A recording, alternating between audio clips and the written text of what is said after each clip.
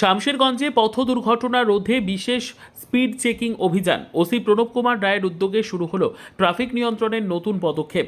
শামশেরগঞ্জে দিন দিন বাড়ছে পথ দুর্ঘটনার সংখ্যা।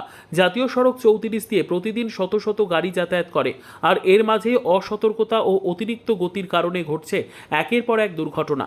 এই ভয়াবহ পরিস্থিতি নিয়ন্ত্রণে আনতে শামশেরগঞ্জ থানার ট্রাফিক গার্ডের উদ্যোগে চালু হলো বিশেষ স্পিড চেকিং অভিযান।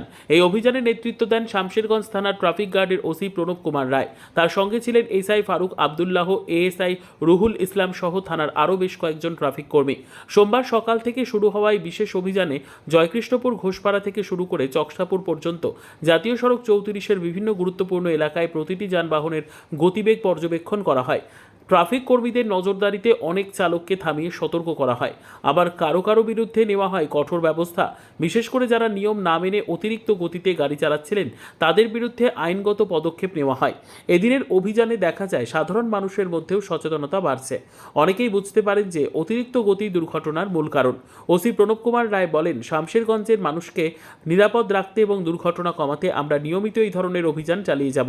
গাড়ি চালকরা যদি ট্রাফিক নিয়ম মেনে চলেন তবে অনেক দুর্ঘটনাই এড়ানো সম্ভব।